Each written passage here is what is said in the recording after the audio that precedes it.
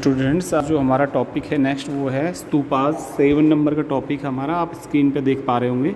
95 page number है, स्तूप लिखा होगा यहाँ पर।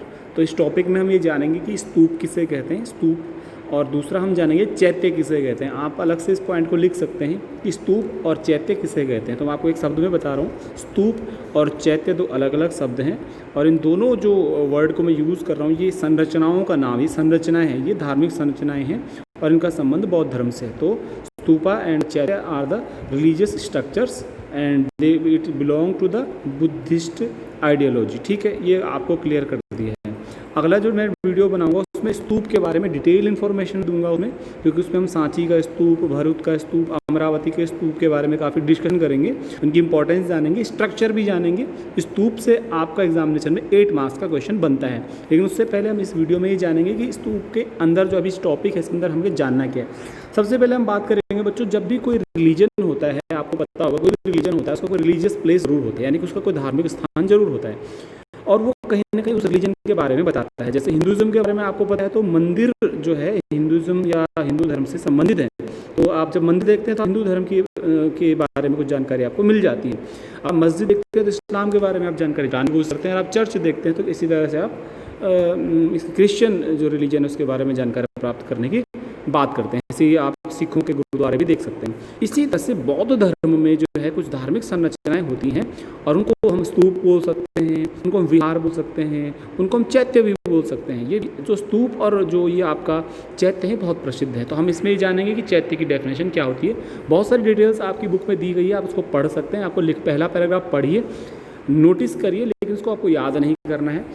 दूसरा पैराग्राफ मैं आपके सामने एक्सप्लेन थोड़ा सा कर रहा हूँ। वहाँ पे लिखा है कि प्राचीन काल में कुछ जगहों को पवित्र, मैं आपको एक डेफिनेशन लिखवा सकता हूँ, लेकिन पहले हम चर्चा कर लें। होता क्या था कि जो एंशिएंट टाइम था, जो आज से लगभग 2500 साल पहले की बात कर रहा हूँ। सबसे पहले मैं आपको बता दूँ, दुनिया का जो सबसे पुराना रिलीजन है वो सनातन रिलीजन है, जिसको ब्राह्मण रिलीजन बोल सकते हैं, वैदिक रिलीजन बोल सकते हैं, आप हिंदू रिलीजन भी बोल सकते हैं। दुनिया का सबसे प्राचीन धर्म है। तो कोई भी धर्म होता है शुरू में तो प्री या अर्लियर स्टेज में होता है, तो उसके साथ कुछ चीज़ें कम जुड़ी होती हैं। धीरे धीरे रिलीजन भी डेवलप होता है, तो उसके साथ चीज़ें जुड़ती जाती हैं।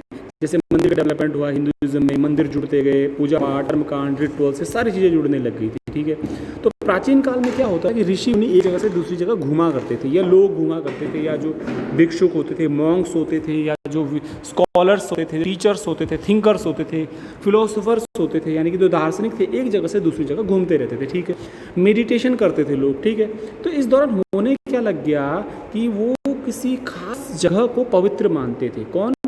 किसी खास जगह को पवित्र मानते थे कुछ लोग जो धर्म को मानते थे। ठीक है, देखो धर्म को धर्म बनने में टाइम लगता है, मैं आपको पहले बता रहा हूँ। तो कुछ खास जगहों को, मतलब कोई साफ सुथरी जगह होती थी, कोई जंगल होता था, कोई पहाड़ होता था, कोई नदी का किनारा होता था, तो उसको पवित्र मान लिया जाता था। कुछ खास जगह होती थी, आपको बता रहे हैं, जैसे बता रहा हूँ नदी, चट्टान वगैरह।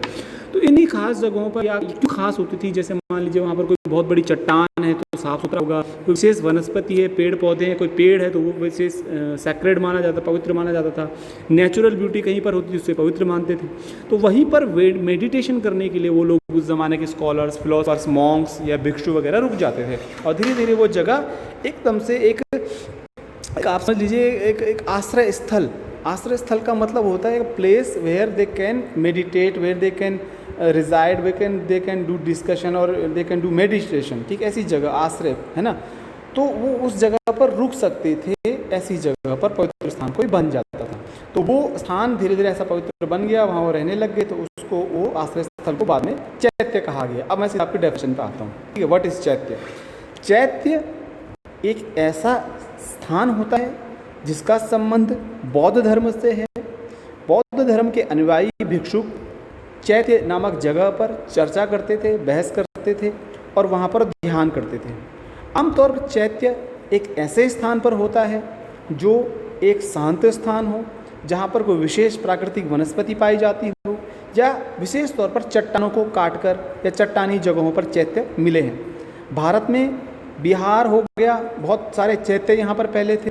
इसके अलावा महाराष्ट्र में बहुत सारे चैत्य प्रसिद्ध हैं। उदाहरण के तौर पर मैं आपको भुजा, और एक जगह भोजा का नाम है, और एक जगह कार्ले का चैत्य। पूरे भारत में कार्ले का चैत्य बहुत ज़्यादा प्रसिद्ध है। अब चैत्य क्या है, मैंने डेफिनेशन बता दीजिए, आप नोट कर लीजिएगा। A chaitya is related to the Buddhist religion और Buddhist ideology. It is the place which is considered very sacred. Buddhist monks Buddhist people, Buddhist follower just spend their time in the chaityas and they do debate there, discussion there, and they meditate there. Mostly the chaityas are constructed in the rock surface, in the mountain areas, or in the natural beauty places where the natural vegetation is completely attracting the pupil. Okay, so these are called a chaitya. So chaitya as the construction, चैत्य एक प्रकार से संरचना, इसका बौद्ध धर्म से संबंध है। चैत्य आमतौर पर चट्टानी जगहों में ही पाए जाते हैं। यहाँ पर एक विशेषता और मैं आपको चैत्य की बता दूँ। चैत्य जो कोई भी होगा वहाँ बौद्ध धर्म के अनुयायी बैठते थे, वहाँ पर स्तूप भी बनाए जाते थे। स्तूप की डेफिनेशन मैं आगे बताऊँ। वहाँ स्तूप भी रहते थे, छोटे स्तूप होते थे जिसमें गौतम बुद्ध से संबंधित जीवन की घटनाएं उस स्तूप पर बनी होती थी। ठीक है, इसके अलावा उस चैत्य में एक वेदी सी बनी होती थी। वेदी जहाँ पर वो बैठ जाएं, जिसके चारों तरफ बैठते थे, उसे चैत्य कहा जाता था। तो पूरा स्ट्रक्चर ही हम इसको चैत्य कह जाते हैं। तो बौद्ध धर्म के पवित्र स्थल है। अगर आपको अभी डेफिनेशन क्लियर नहीं हुई तो आपको लिख के भी मैं भेज दूंगा। तो अब बात है कि चैत्य कैसे बनता है। मैं बता दूं आपको चैत्य क्यों बने होंगे। होता क्या था कि जब कोई मर जाता था, हमारे संस्कृत शास्त्रों में भी लिखा था, तो उसके शरीर के जो अवशेष होते हैं, रिमेनिंग्स ऑफ बॉडी, रेलिक्स बोलते हैं उसको, उनको एक सुरक्षित किसी टीले पर रख दिया जाता था पहले। ठीक है, और मरने के बाद जब वो सुरक्षित किसी टीले पर रख दिया तो उसके ऊपर स्ट्रक्चर बनने लगता था, उसको चैत्य कहे जाने लग गया था। आपने सुना होगा चिता वर्ड है। चिता एक संस्कृत का वर्ड है और चिता वर्ड का मतलब होता है कि अंतिम संस्कार से संबंधित। आपको पता है ना, चिता बोलते, चिता लगी हुई है, चिता में अंतिम संस्कार कर रहे हैं, चिता। तो ये संस्कृत का वर्ड है।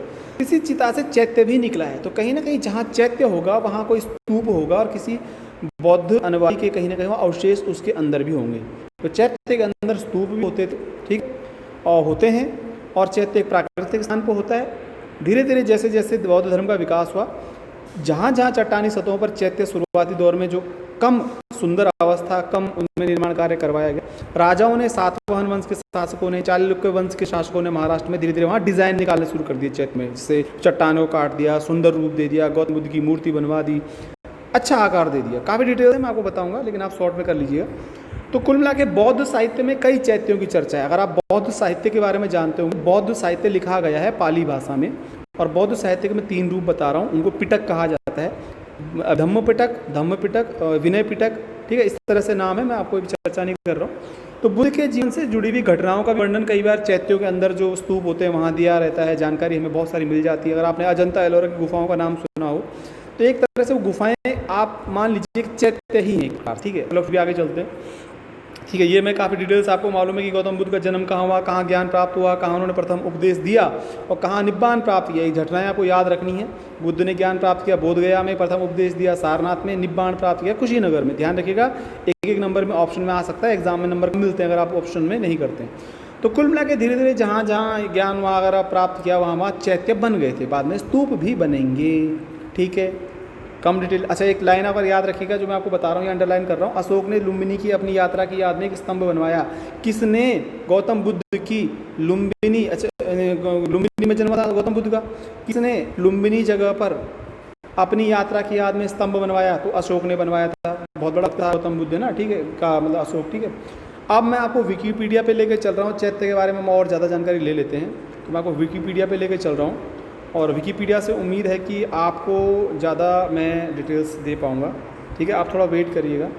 विकीपीडिया मेरे पास है, ये देखिए। ठीक है, अब देखिए मैं आपको क्लियर कर दूंगा। यहाँ पे क्या लिखा हुआ ऊपर? यहाँ पे लिखा हुआ चैत्य बुद्ध संप्रदाय का प्रार्थना स्थल। ध्यान से देखिएगा, अगर आपको डेफिनेशन मेरी क्लियर नहीं, यहाँ देखिए। चैत्य क्या है?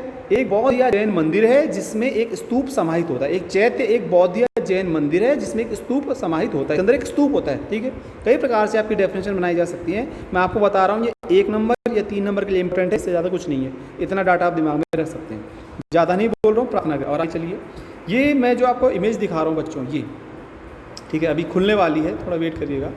सॉरी, अब विकीपीडिया ये देखिए, ये चैत्य के अंदर का आकार है। बाद में राजा लोग क्या करते थे? दान देते थे, कारीगर लगाते थे। तो ये देखो मूर्तियाँ बनी हुई, अंदर बहुत सारी मूर्तियाँ हैं।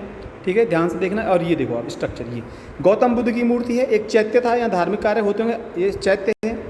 एलोरा की गुफा आपने सुना होगा कभी, अजंता एलोरा, वहाँ चैत्य हैं, बौद्ध धर्म से संबंधित हैं। ज़्यादा डिटेल आप गूगल से ले लेना।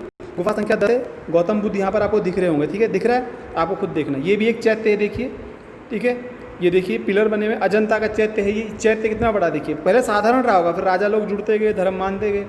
तो चैत्य संस्कृत शब्द चिता से बना हुआ है, पाली भाषा में इसका चेतीय शब्द है। ज़्यादा मैं आपको नहीं बता रहा हूँ, बहुत सारा डिटेल है, रामायण महाभारत में इसका इतना आपने लिखना नहीं है, पर आप देख सकते हैं कितना प्राचीन शब्द है ना। शुरू में चैत्य लकड़ी के बने होते थे वगैरह वगैरह, ठीक है। तो आपको साधारण से एक डेफिनेशन बनानी है, तो मैं आपको दोबारा दिखा दूँ। चैत्य ये देखिए, ठीक है, ये क्या है लिखा हुआ, अजंता का चैत्य, अजंता एलोरा आपने सुना होगा, और ये आपका है। तो आपके लिए प्रश्न हो जाता है, चैत्य किसे कहते हैं, सबसे प्रसिद्ध चैत्य का नाम बताइए, और चैत्य के अंदर क्या क्या विशेषताएं पाई जाती हैं। बुक में न मिले तो डिटेल जुटाइए। 3 नंबर का मैक्सिमम आपको क्वेश्चन मिलेगा। अगले वीडियो में आपको स्तूप के बारे में बताऊंगा। क्वेश्चन आपके लिए है, चैत्य किसे कहते हैं, चैत्य शब्द का क्या अर्थ है, चैत्य का क्या महत्व है, और चैत्य जो है क्यों प्रसिद्ध है, और भारत में अधिकतर चैत्य जो है प्रसिद्ध चैत्य कहाँ पर है, अजंता एलोरा क्यों प्रसिद्ध है। मैंने बहुत सारे आपको क्वेश्चन बता दिए हैं, आगे डिटेल में आपको भेज दूंगा, ठीक है। Thank you.